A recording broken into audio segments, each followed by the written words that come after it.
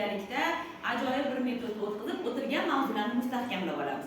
Diqqatimizni do'stlarga qaratamiz. Bugun sizlar bilan parvozga shaylaylik degan ajoyib metoddan foydalanamiz. Har bitta qatorimiz uchun maxsus samolyotlarimiz tayyor turibdi. Samolyotdagi avia chiptalarimiz ham tayyor turibdi. O'quvchilar esa samolyotga chiqishga tayyor turishibdi. Lekin samolyotga chiqish uchun chipta olishga pullari yo'q.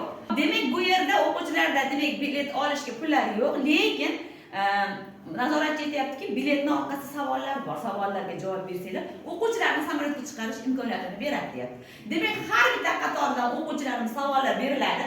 Savolga agar qaysi qator o'quvchisi javob bersa, shu qator o'quvchisining samolyotiga o'quvchilar chiqish imkoniyatini bo'ladi.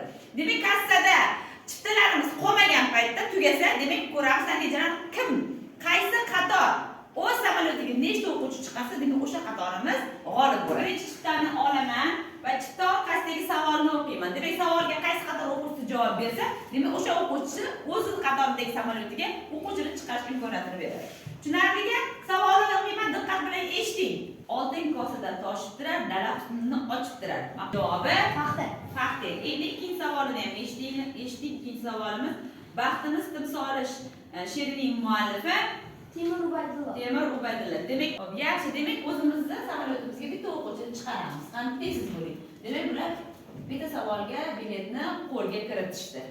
Yaxshi. Davom etamiz. Ikkinchi chiptani olaman. O'qiyman, diqqat bilan eshiting. Marg'alat matnining muallifi yaxshi. Ikkinchi savolga endi javob bersin. Sayloq o'qishchi matnining qahramonlari juda ham yaxshi. O'zimiz samolyotimizga bitta o'quvchini chiqarish imkoniyatini oldingiz. Yaxshi.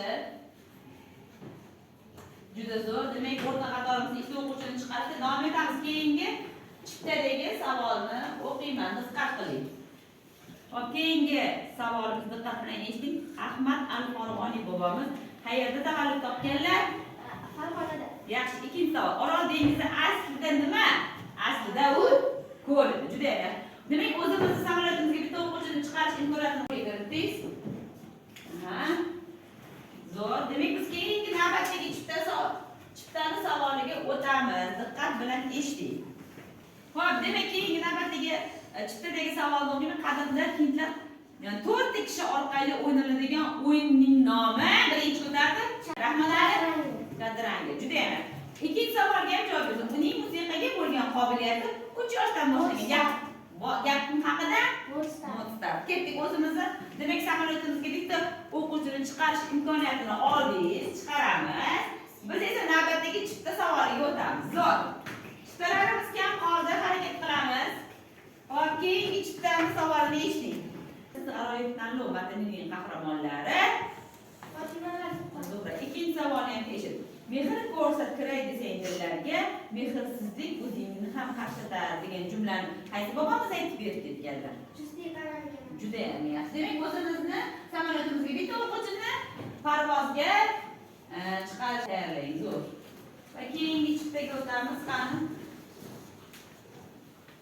Hop, eshiting keyingisi. Hop, keyingi chiptaning savolini diqqat bilan eshiting. Ona qarzi matnidagi ota bilan bola nima haqida suhbat qurishdi? Turdalieva Sobat nima ekanligi haqida. Juda ham. Ikkinchi savolni doston bu Epik janridagi variasiya. asar. Juda ham yaxshi. Demak, o'zimizni o'quvchimiz samolyotimizga bitta o'quvchini parvozga chiqarishga shart qilasiz. Biz esa keyingi chipta savoliga o'tamiz. Diqqat bilan eshiting. Bilmagan so'rab o'rgangan olim, orlanib so'ramagan o'ziga zolim degan hikmatli so'zning muallifi Alisher Navoiy. Juda ham yaxshi. Keyingisi. Kitob va boylik matnida eng boy odam deb kimni tan olishdi? Hasan Dashni. Juda ham o'zimizni samolyotimizga bitta o'quvchini parvozga chiqarishga qo'lga kiritdingiz, qo'lga parvozga chiqarishni. Yaxshi, endi esa biz keyingi navbatdagi chipta savoliga o'tamiz. Diqqatingizni qaratasiz. Usturloq nima? Usturloq Yuzlarni kuzatadigan asbob. Ikkinchisi, ona tili darsi degan she'riy matnning muallifi Halima Ahmedova. Juda yaxshi. O'zimizni bitta o'quvchimizni samolyotga chiqaramiz. Yaxshi. Demak, chiptalarimiz ikkita qoldi. Qani ko'ramiz? Qaysi qator o'quvchilariga nasib qilar ekan?